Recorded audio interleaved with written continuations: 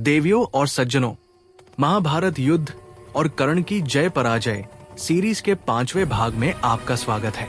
मैंने पहले भाग में कहानी की भूमिका आपको बता दी है, इसलिए उसे मैं दोहराऊंगा नहीं। यदि आप इस सीरीज का पहला भाग देखना चाहते हैं तो मैं डिस्क्रिप्शन बॉक्स में लिंक दे दूंगा, आप उसे देख सकते हैं। देवियों सज्जनों, आज हम लेकर आए हैं महाभारत के द्रोण पर्व के जयद्रथ वध पर्व का रहस्यमय और रोमांचकारी अध्याय 147 कथा सीरीज का भाग 6। आप गीता प्रेस के महाभारत को पढ़ें, जो उसमें लिखा है वही मैं आपको बता रहा हूँ। मैंने अध्याय की संख्या को बता दिया है, अतः आप उसे जरूर पढ़ें और तब विश्वास करें। देवियों और सज्जनों, आपका स्वागत है महाभारत के रहस्यों की इस विशेष कड़ी में। वो क्षण जब रणभूमि में सूर्य समान तेजस्वी दो योद्धा कर्ण और सात्यकी आमने सामने आए। ये कथा केवल युद्ध की नहीं, बल्कि धर्म, मर्यादा और प्रतिज्ञा की अग्नि परीक्षा है। आइए सुनते हैं वो रहस्यपूर्ण प्रसंग जिसने कुरुक्षेत्र की दिशा ही बदल दी। भगवान श्री कृष्ण की अनुमति पाकर शनिपुत्र सात्यकी दारुक द्वारा जोते हुए अग्नि और सूर्य के समान तेजस्वी उस रथ पर आरूढ़ हुए। वो रथ सुवर्णमय अलंकारों से सुसज्जित था, जिसमें 4 श्रेष्ठ अश्व जुड़े थे, शैब्य, सुग्रीव, मेघपुष्प और बलाहक। रथ आकाश में उड़ते विमान के समान प्रतीत हो रहा था। सात्यकी ने उस रथ से बाणों की वर्षा करते हुए राधे कर्ण पर धावा किया। उसी क्षण चक्ररक्षक युधामन्यु और उत्तमौजा भी धनंजय का रथ छोड़ कर्ण पर आक्रमण करने लगे। कर्ण, जो भूरिश्रवा और जलसंध के वध से शोकमग्न था, क्रोध में फुफकारते हुए सर्प के समान सांसें खींच रहा था। उसने कहा, आज मैं इस शनिपुत्र को जीवित नहीं छोड़ूंगा। और फिर बाणों की अग्निवर्षा प्रारंभ हुई। आकाश लाल हो उठा। कर्ण और सात्यकी दोनों के बाण टकराकर चिंगारियों की वर्षा करने लगे।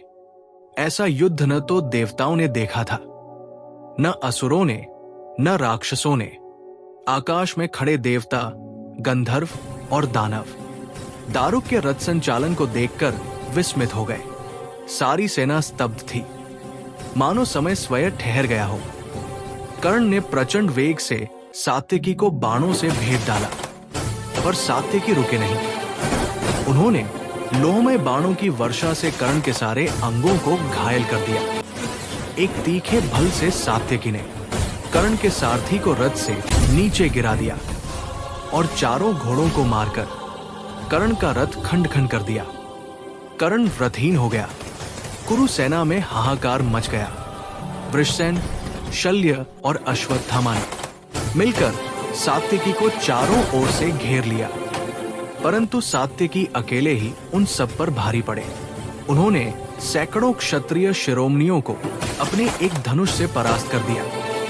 फिर भी सात्यकी ने कर्ण को नहीं मारा, क्योंकि वे जानते थे कर्ण का वध अर्जुन की प्रतिज्ञा है और दुशासन का वध भीम की प्रतिज्ञा।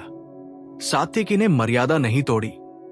उन्होंने केवल उन्हें रथहीन और निरुत्तर कर दिया। यही उनका धर्म था। सैन्य दल भयभीत था। कर्ण लंबी सांसें लेते हुए दुर्योधन के रथ पर जा बैठा। वो अब भी अपने मित्र की प्रतिज्ञा निभाने के लिए तत्पर था। युद्ध भूमि में शांति छा गई, परंतु ये शांति आने वाले तूफान की पूर्व चेतावनी थी।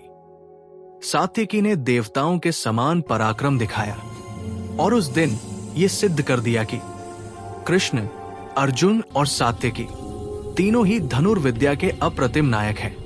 देवियों और सज्जनों, ये था महाभारत जयद्रथवध पर्व का एक रहस्यपूर्ण प्रसंग, जहां सात्यकी ने कर्ण को रथहीन कर धर्म और मर्यादा की रक्षा की।